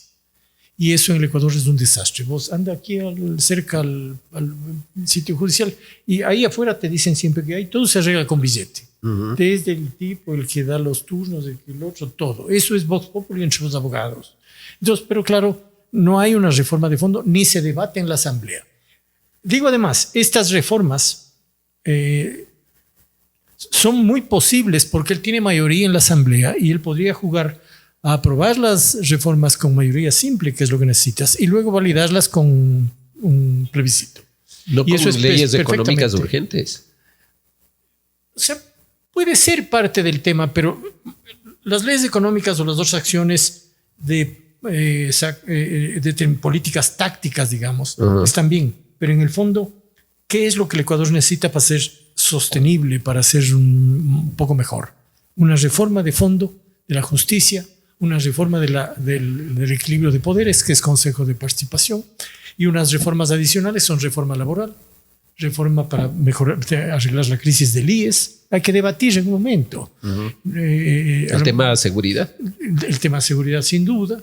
Fortalecer el rol de las Fuerzas Armadas real para controlar frontera. Es decir, unas cuantas cosas que hay que reformar. ¿Va en ese camino? Hasta ahora no se ve. Hasta ahora me parece que van... verás, también hay que entender una cosa, ¿no? Mi amigo Ralph Morphy me decía, el primer año no asesore nunca, porque está en luna de miel y nadie hace caso. Entonces me parece que ellos están todavía en esa onda. Soy la asamblea, soy... ¿no es cierto? Y te crees, en el poder la mayor parte de gente se cree. Somos es el pocos. embudo del poder. Entonces, mientras no bajes de eso y veas y digas, a ver, ¿qué vamos a cambiar? ¿Qué vamos a dejarle al país al término de... ¿Qué es Hay lo que yo quiero resultados. ser? ¿No es cierto? ¿Tú has mirado y que hay pienses no resultados? solo en cómo sobrevivo en el Twitter o en el próximo mes, sino qué le voy a dejar como país. Y entender que de eso va a surgir tu imagen y los monumentos que te hagan en la patria pasa a la historia. ¿Dónde está el poder real? ¿En Carondelet? ¿En las redes sociales? ¿En los medios de comunicación o en la billetera? En el Ecuador, en dos partes ahora, en San Borondón y en las redes. ¿Seguro? Sí. Digo, verás, la política ecuatoriana desde hace varios años, incluido Lenín Moreno, se viene resolviendo desde San Borondón. Y yo siempre soy medio sarcástico, medio jodido en eso. Yo digo, ver el Ecuador desde San Borondón es como ver un concierto desde el palco. Se ve mucho más chévere. Pero de vez en cuando es bueno que bajes a la galeta. A la galería, ¿no? Y vayas a un urbano marginal o te metas a la Amazonía profunda o a la Sierra Centro y veas la situación de las He escuchado a gentes. muchos líderes políticos y también consultores que dicen que todo se resuelve en San Borondón, ¿no? Bueno, a eso me Los refiero. candidatos Entonces, han sido todos costeños. bueno, No hay nada Ahora, contra la costa. No les cuestiono, no estoy No. diciendo no. Lo que digo, y ahí viene un cuestionamiento a mi ciudad y a los liderazgos de esta ciudad, yo no puedo concebir que Quito, desde hace ya 15 años... ¿Cuál fue el último líder? ¿Maguad? O sea, diría Moncayo y la idea, ¿no? Moncayo. Fue lo último. Entonces tienes ya al menos 15 años a 20 de carencia de liderazgos en la ciudad. Claro. ¿Cuál es el partido político de Quito? ¿Cuál es el líder? ¿Cuáles son los posibles líderes? Tú no ves a Yo nadie. te puedo hacer la lista. Cuando estábamos con Yamil o con Paco, el Consejo de Quito, había 5 presidenciables. Ahora hay Pavel Muñoz. Dice. Ahora no sabes ni cómo se llama. Pavel dice que va a ser candidato. entonces- O Paola Pavón. Bueno, está bien, ellos tienen su espacio y yo respeto. Yo no comparto para nada la revolución, pero ellos, a mí quizás lo que debo respetar de ellos es que son los únicos que se mantienen. Con todo se pelean, se sacan mal, pero al final del día se alinean y vaya quien vaya. ahí ¿Asesorarías están. a alguien de ellos? No creo. Porque hay unas diferencias profundas, son un partido vertical, las órdenes hablan con Correa. Viví de dentro, ¿no? O sea, trabajé lo del Yasuní con ellos, le asesoré a Lomar Simon en el CNE. El CNE. Y entonces viví algunas reuniones internas de cómo... Cuando No le caes bien a Correa. Tienes que llamar, cuidado. Que No le caes ya bien. vas a ver lo que te pasa con el Rafael. ¿No le caes bien a Correa? Hay una anécdota bonita. El Pepe Toledo, José Toledo, que era su comunicador, cuando él estuvo en la primera campaña, me llamó para pedirme que le asesore antes de llamarle al Vinicio Alvarado. Ya. Y yo le agradecí, pero le dije que no, que le agradezco. En realidad no le ofendí tampoco, pero yo no habría durado con él 20 minutos, porque yo no me como ese cuento del tal socialismo, no es cierto, es un populismo disfrazado y me da pena que le utilicen a la gente de esa manera para engañarle y dejarle más pobre de lo que era. Y además desesperanzada, rota, hecha mierda como usted este país, ¿no? ¿No trabajarías con candidatos tóxicos? Claro. Es decir, A ver, esta conversación contigo refleja... Más allá de la izquierda o de la derecha, ¿no? Porque hay tóxicos de los dos lados. No importa si es de izquierda o derecha. De hecho, yo he trabajado con gente de izquierda. No, es que... El consultor me dicen que no tiene que tener ideología política. Sí y no, digamos, hay unos límites, ¿no? Porque yo, en el fondo, si me preguntas, yo no trabajaría con las ideologías extremas. O sea, no puedo trabajar ni con la ultraderecha ni con la ultraizquierda. Porque yo soy un hombre que predica la sensatez y el consenso. Un buen socialdemócrata. Un socialdemócrata, como quiera. Yo Demócrata cristiano, creo que te queda mejor. No sé. En varias cosas soy más centroizquierda, ¿no? Yeah. Soy para los empresarios y esto soy muy centroizquierdista.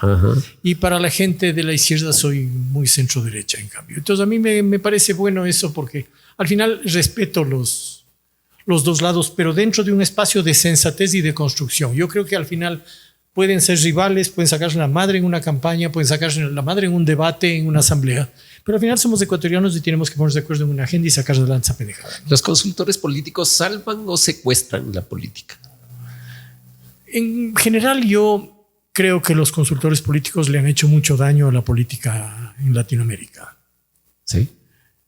¿Crees? Te voy a decir una anécdota con un querido amigo que dirige una ONG en Washington, en Miami, que formamos hace 20, casi 30 años, y que era una ONG de formación de consultores políticos. Yo me dejé de dar charlas hace ya varios años, pero por varias razones. Y él me encontré en Guayaquil cuando estaba en el gobierno. Estaba comiendo un ceviche en el hotel y aparece.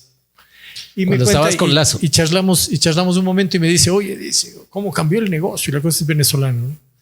Mira, la conclusión es que hemos creado más de 1.500 Frankenstein.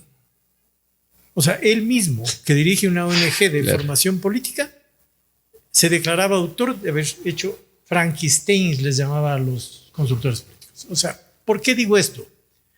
Porque muchas veces los consultores cuidan la imagen del presidente o gobernante o ministro a cualquier costo, a costo de la gente también. O sea, no les preocupa el que las cosas se hagan bien, sino que tu imagen esté bien. Principios, valores. Entonces, no importa si hay principios o no, claro, no importa mucho eso, sino que tú salgas bien. Y entonces se pasan por encima, fabrican mentiras muchas veces. En fin, te digo pequeños ejemplos, ¿no? Aquí he visto gente que sale y le hace mentir a un gobernante para lavar su imagen, sabiendo que está diciéndole una mentira salvaje a la gente. Eso yo no lo puedo pasar. Claro. No va conmigo. Me parece que no me gusta engañarle a la gente, ¿no? Me siento muy mal. Muy bien. No quiero dejar pasar esta pregunta. Dicen que Guillermo Lazo te votó. Tú dices que te fuiste. Me parece poco relevante si me fui o no. En realidad, verás, toda la anécdota completa de eso es así. Él decide ir a la consulta. Hacen unas encuestas leyendo pregunta por pregunta y todas las preguntas ganaban. Pero no hicieron un análisis estratégico de la razón de ser de la consulta, que es el que Guillermo estaba con la imagen hecha pelota, tenía 22% de aprobación y las consultas son un plebiscito a si estás bien o no. Más allá de que preguntes lo que quieras. Entonces, yo me opuse a la consulta tenazmente, tuve unas divergencias duras con el equipo, ya venían divergencias duras porque les resultaba molesto un poco del equipo de él por estas formas mías transparentes y claras de ser.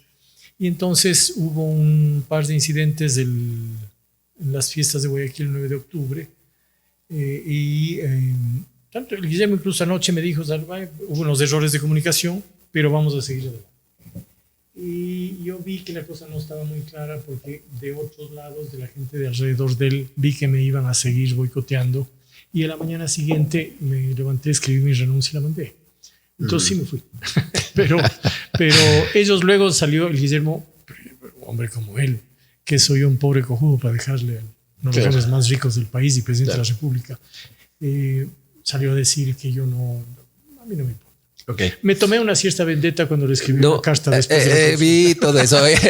Ya le voy a... Porque tampoco soy tan inocente. No quería dejar pasar ese tema porque viendo tu trayectoria. Pero ahora vamos a un tema de ping-pong para ya ir cerrando Como dices, creo que necesitamos una hora más. Las anécdotas de que dame chance para ver si volvemos a hacerlo. Con todo gusto. Ahora vamos a esto de ping pong, ¿ya? Y me respondes concreto a lo que te voy a preguntar. Un político al que volverías a asesorar y uno al que no volverías a ver. Político que, o sea, digamos, Sí, si vuelvo en la vida. sí, atrás, sí. años ¿A quién atrás, volverías tú a asesorar? De los Y que trabajé. Sí. ¿Y a quién no volverías ni a ver? A casi todos, o sea. ¿Pero cuál? Dime uno. Uno que volverías y a uno que ni siquiera regresarías a ver. Con Paco, con Yamil en la alcaldía. Con Yamil el único problema fue el feriado Yeah. bancario y lo despedazo, pero por lo demás es un genio de la política. Yeah. ¿Y a quién no volverías ni a Me habría ver? encantado seguir adelante. Okay. ¿Y a quién no volverías a ver? De los que trabajé, con quién no volvería a trabajar. Dilo nomás, ya no es presidente. No, pero no. O sea, quizás con Guillermo no trabajaría. Ya, está bien. Quizás Está con bien, Guillermo. sí. Lo hice en esa Ajá. coyuntura porque Sí. estaba consciente de que yo no iba a ser nunca del estilo de él. Pero Ok. en esa coyuntura, pues no. Ok, vamos con otra. La mejor pieza creativa de tu vida Política. en torno a tu gestión. eh, Tu mejor spot, tu mejor publicidad. Probablemente los Adams, ¿no? Los Adams. Pesó muchísimo para decidir una presidencial, entonces tiene fuerza. Pero también me gusta mucho la campaña de recuperación del centro histórico, esta que te digo, ¿no? Del primer patrimonio de la humanidad. Pero te vas por la de los Adams, que además te da un premio latinoamericano. Digamos, por la relevancia que tiene por ser una presidencial. Como gustarme más, me gusta más la otra, porque yo no me gusta tanto lo de ataque y lo negativo, me gusta la construcción, y la otra es una campaña de construcción cívica. ¿No? Además, en el otro no te echan tiros, ¿no? Bueno, Tu mayor mea culpa profesional. Ese es bestial porque me lo dijo Yamil y yo no he podido superarlo. Cuando ya tuvimos esa crisis y me retiré del gobierno y cuando volví a la campaña del bono solidario, tuvimos una discusión de unos temas complejos de ética y dentro del gobierno. Y él me dijo una frase, como era muy bueno para abstraer y resumir, ¿no? Contigo el problema es tu honestidad brutal.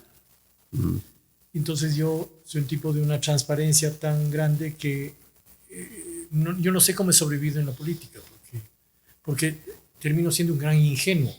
En un mar de tiburones digo lo que pienso a cualquiera que está delante. Pero a lo mejor ese No me fue guardo nunca. pero a lo mejor ese fue tu diferenciación. Lo que pasa es, eso, verás, en realidad, yo de muy joven era jugador y jugaba póker americano. El póker americano es, tú juegas con las 4 cartas abiertas y solo una tapada. Entonces, a mí siempre me gustó eso, porque el nivel de riesgo es mucho mayor. Es como andar desnudo, ya no hay nada más por donde me puedas atacar. Y en el fondo creo que me fue bien precisamente por esa diferencia, porque ya no había nada más. A mí no me podías derrotar en la medida en que ya tenías toda mi baraja en la mesa. Y bueno. Ahora, la última. ¿Pipo de candidato o vas a seguir moviendo los hilos de la política? No viéndolos. No me veo. Nunca te viste de candidato, nunca te viste de político. Muchas veces hubo tentaciones, ¿no? De gente que viene, vos deberías ser alcalde porque tal, y que es un tipo inteligente, bien intencionado, que conoces, la verdad. Hubiera sido un buen alcalde. Yo creo que sí. Sí. Yo creo que sí. Pero, en cambio, hay cosas que perdería y que creo que son un valor grande en mi vida, ¿no? Que son esa libertad que tengo de caminar en el parque con mi perro mientras se me ocurren cosas y me cago de risa solo de la onda creativa que se me ocurrió, o levantarme a las 4 de la mañana como hoy para pensar cuántas vistas tengo y qué carajo hago para incrementar porque acá quiero. Entonces esos vuelos, esos sueños míos serían al carajo si tengo que empezar a las 6 de la mañana viendo las redes y que me timbren, me digan ya está, y tiene la entrevista a las 7 y tiene que ir a comer 5 cuyes en el día recorriendo, tomando Gran Duval caliente. Entonces, hay cosas que me cuestan, no porque esté lejos de la gente, sino porque soy un tipo simple, sencillo, de una vida tranquila, agradable, ¿no? Y toda esa parafernalia que tiene el poder, claro, la joda, me asfixia. Soy muy introvertido, me gusta estar solo, tengo casi no tengo amigos, no soy de ningún club, no hago un carajo más que estar en mi casa o salir con mi mujer, tocar mi piano, andar con mi perro o cocinar, ¿no? Eso es mi vida, ¿no? Entonces eso no lo dejo porque creo que me haría mucho daño y eso podría ser que no haga bien mi trabajo también. Ahora, cerrando el tema, ¿cuál es tu mensaje para las nuevas generaciones de políticos y consultores? Porque tú te mueves entre los dos espacios de tus aprendizajes. ¿Cuál sería el mensaje ese que tú le das a partir de tu conocimiento, tu trayectoria, tus experiencias positivas y negativas? Yo resumiría en un pensamiento. Vos vives tiempos de lo que llaman ahora la posverdad. Es decir, la verdad ya no existe. Lo que existe son verdades múltiples. Cada cual cree la verdad que quiere creer. Ese es el fundamento de la polarización. Y eso hace que sea difícil resolver las cosas en acuerdos. Y yo digo, la verdad está en los valores. Si yo tuviera que decirles algo es, vuelvan sobre los valores y principios. Porque es lo que este país necesita. Este país no tiene nada en términos de valores y principios. Nada. No, nadie debate eso, tú no lo ves. Y entonces eso me parece que es además la gran frustración de los jóvenes. A mí me duele ver cuando la gente grande dice que los jóvenes son unos banales y unos tarados y que no les importa. No, lo que pasa es que les duele tanto ver la mierda que es la política que prefieren distanciarse y estar tiktokeando cualquier cosa. Entonces yo estoy convencido de que con esa misma gente humilde, sencilla, además porque es una nueva generación mucho mejor formada que nosotros. Son unos gatos, manejan inteligencia artificial, cualquier cosa, ¿no es cierto? Ya no necesitas sino tener un celularito de 150 mangos y estás hecho. Entonces creo que hay un potencial salvaje en el Ecuador ahí y que el problema del Ecuador son las élites. Muchas gracias, Pipo Lazo. Como ustedes han visto, quiero agradecer este gran diálogo muy sincero y honesto de valores que hemos tenido. Sigue así, creo que necesitamos compartir tus experiencias en un ámbito difícil que es la consultoría política y también el tema de estar moviendo los hilos de la política. Y aquí hemos tenido el honor de tener a un gran responsable de mover esos hilos desde una perspectiva positiva.